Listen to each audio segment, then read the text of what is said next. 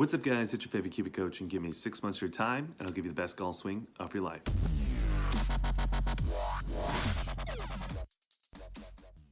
So welcome back to the channel. In this particular video, we have another client before and after video for you, and this one will be an interesting one because this client was struggling with a chipping shot originally, and then by themselves they ended up trying to fix their swing, but then ultimately when they fixed their swing, they actually ended up hitting a slice because they were trying to swing more and more left to fix their swing. So this will be an interesting video. We're going to get a little bit into TrackMan data, talk about ball flight laws, and how if you were to actually understand them a little bit more in detail, you actually might not make the same mistake, and you probably wouldn't have to go through the hard work it's going to take now to get rid of kind of the new swing that he created. So let's go ahead and jump in and get into the video. But before we get into the video, I want to give a quick shout out to our sponsor, and that is Kiwi Golf Japan.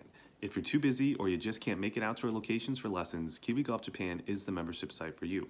With over 210 plus videos of golf instruction, we have everything on the site you could possibly want.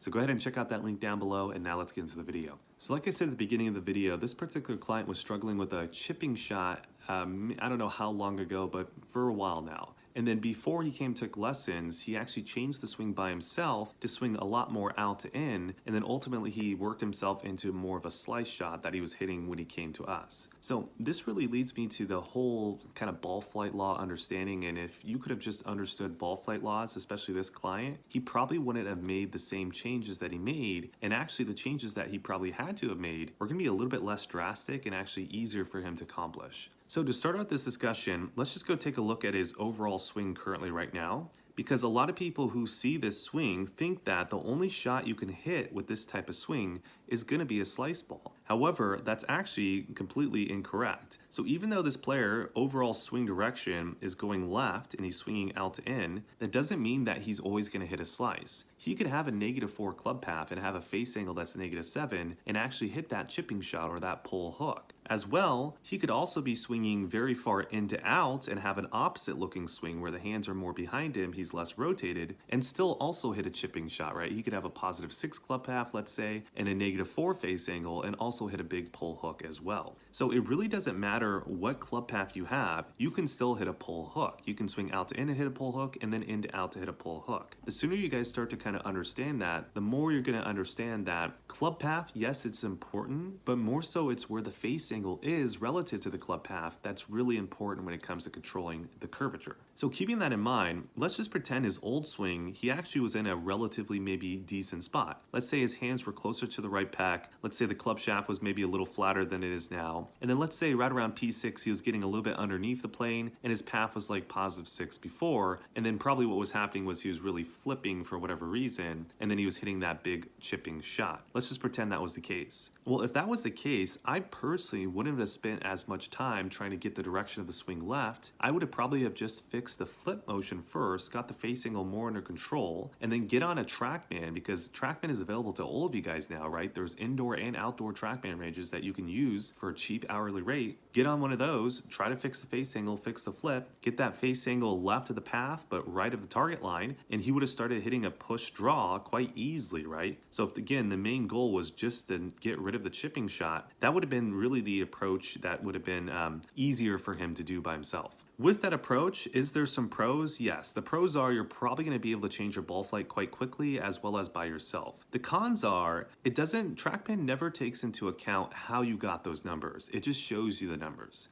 And this is really where instructor comes in and where instructor is really helpful. Let's now pretend we have a different situation where we have this current swing that this player has right here at P6. But when he hits the golf ball, TrackMan says he has a +4 club path. This is really where having a +4 club path becomes an issue. It's not that +4 club path by itself is an issue. It's more so that at position 6, the overall potential swing direction was super far left here, but somehow he managed to still get it into out club path. Because he had to make such a massive redirection movement to get that +4 in and out club path, now having that +4 club path becomes an issue, right? And this is where you really need a professional's help to start to change your swing. So if you didn't catch it there, if you guys aren't going to take lessons and you want to do this by yourself, go to a TrackMan range. There's indoors and outdoors. Get your current numbers, figure out where your face is relative to the path, and if you're hitting a chipping shot and you want to get rid of it, just make sure your face angle is closer to the club path, or if anything to the right of the club path, and you're not going to hit a chipping shot, right? That would be the easiest approach. Then from there, video your golf swing, and if you're getting, let's say, a positive club path, but your swing looks like you should be swinging left at P6,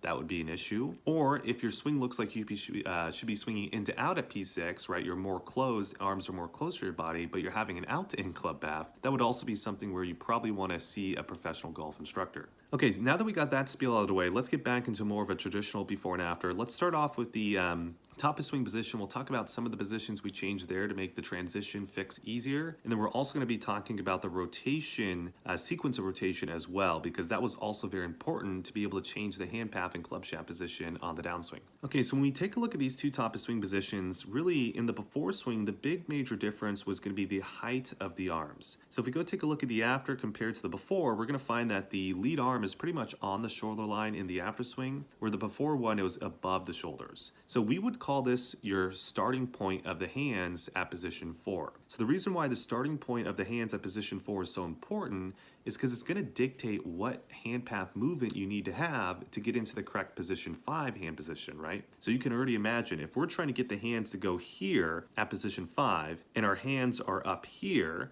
well, we have already dictated what path we have to take to get that, right? It's a very vertically down path. Versus if we want to go here and our hands are here, now we can see the path that we want to take is a little bit more of a diagonal path as opposed to the before swing. Now the issue though is most of you guys who do get your hands at this position here don't move the hands in a vertical fashion. You tend to rotate your body early like this player. You also tend to also force the hands out towards the ball, and you're going to get into a different P5, which let's go highlight that right now. So remember, the main goal is we want to get here, but because of his way his transition was moving and the rotation of his body, look where his hand path ultimately ends up, somewhere right around here. Right? Oops, sorry. Somewhere right around here. So as you can see, there's quite a large distance between the two. Let's say that's right around 6 to 8 inches, and he's massively out of position at this point in the golf swing. Now, is it because his lead arm is too high? You could argue yes, right? Because of his current body motion and his lead arm position, that definitely got him out of position. But just having your lead arm too high doesn't necessarily mean you'll always get into where he currently is. You have to change your body movement and your hand path movement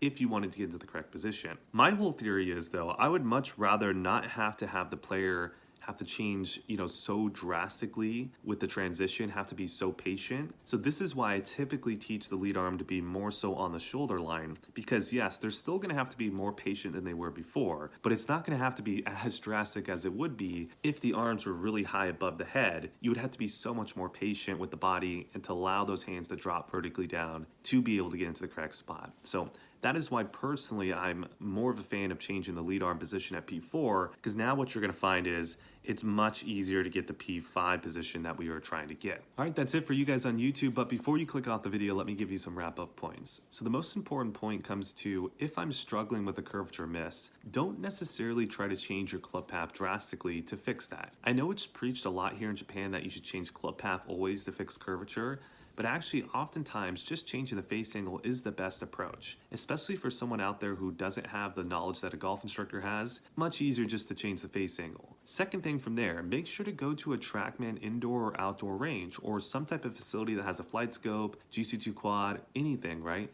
All of you guys out there should have access to that. I don't care where you live in Japan. Someone has one of those, you can get in touch with them and you can actually probably pay them for an hour with it and you'll be able to actually use it. So get out there, use it, find your club path data, find your face angle data, and then from there, try to fix the face angle through the twist that you use in your wrist. Last but not least, if you find that you have some pretty crazy position 6 movements, but then you have opposite club paths to those P6 positions, then you're gonna wanna go see a professional coach because that means your swing is in a pretty crazy point right now. It's gonna be difficult for you to play well. So check out our Kiwi Coach 6-month program. I'd love to help you out. While you're on the membership site as well, sign up for the membership because we have a lot of videos on that topic as well. Like, comment, subscribe, share, all that good stuff, and I'll see you guys in the next video.